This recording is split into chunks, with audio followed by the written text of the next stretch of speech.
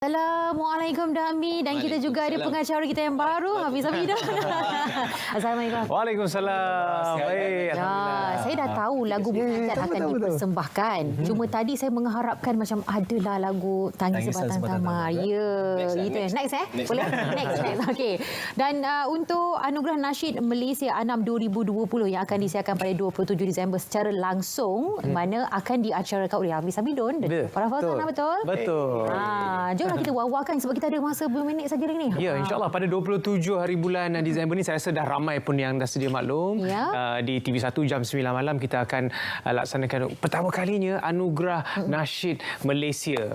Sebab sebelum ni banyak anugerah-anugerah nasyid peringkat kebangsaan, peringkat sekolah, peringkat Malik Hijrah dan sebagainya. Tapi kali ini menggabungkan penyertaan lebih 500 penyertaan dari semua penasyid-penasyid Malaysia dan juga Nusantara.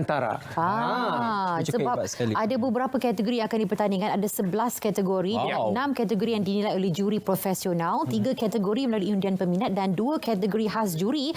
Dan pelibatan daripada negara-negara Nusantara ni adalah di bawah kategori artis nasyid Nusantara. Ini melalui undian Betul.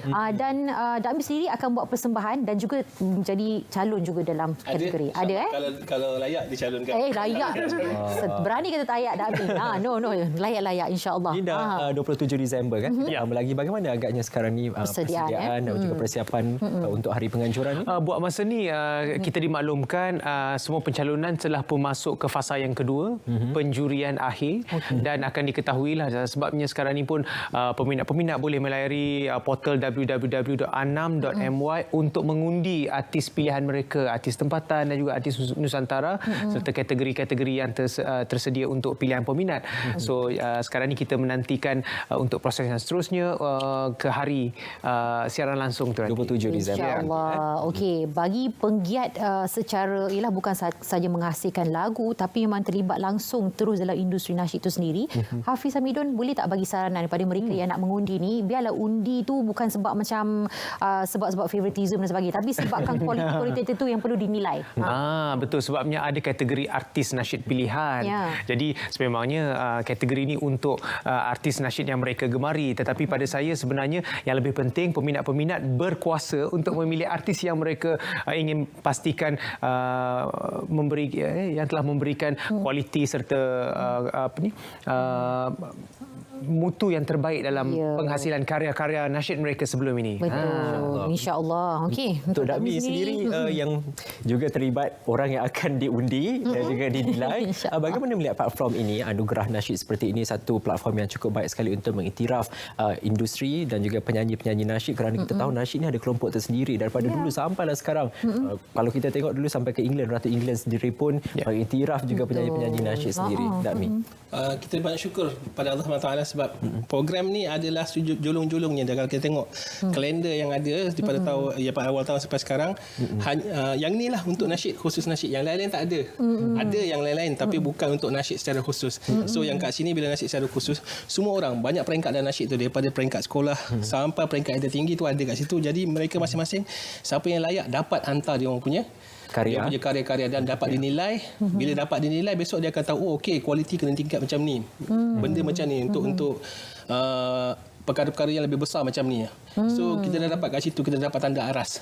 So kita dapat kembangkan lagi nasyid. Baik, jadi bila kata dapat kembangkan lagi, selepas Anam ini apa sebenarnya yang dapat dijangkakan dan dimahu oleh Dapis sendiri dalam industri nasyid itu sendiri? Saya secara peribadi, kalau saya secara peribadi, akan lahir ramai lagi pencipta lagu, penulis lirik, penyanyi, studio rakaman akan buka balik semula, industri ekosistem tu akan besar balik.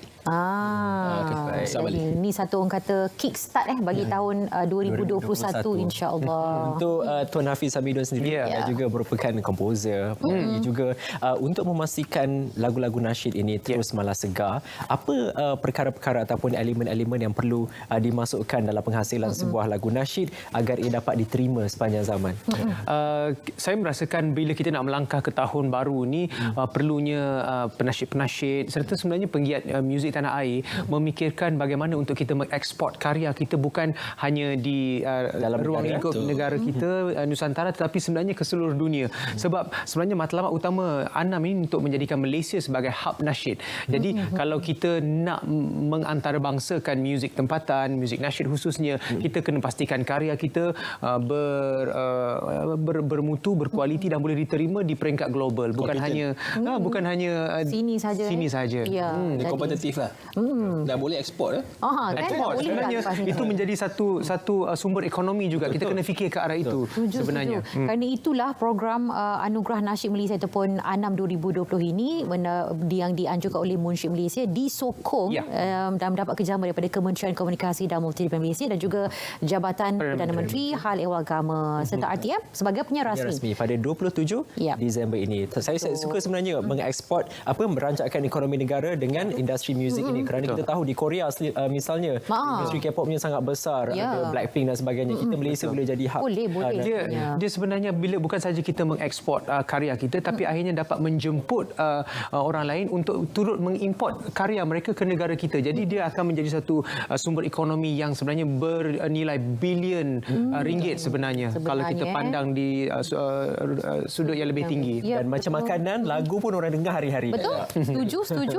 Baik kita industri kreatif baru 2% baru di dekat Malaysia ni baru dilihat benda tu. Banyak lagi tak explore. Sebenarnya kalau daripada 2% boleh jadi lebih besar lagi sebenarnya lepas ini. Okey, kita ucapkan selamat berjaya dan kita harapkan nanti insya-Allah 27 Disember 9 malam di TV1 akan berjalan lancar hendaknya insya-Allah. Amin insya-Allah. Okey, baik kita ucapkan terima kasih kepada Dakmi dan juga Hafiz Hamidun untuk berkongsi tentang Anugerah Nasyid Malaysia ANAM 2020. Sukses, semoga lancar. Ya. Terima kasih. Jaga kesihatan selalu. Baik, kita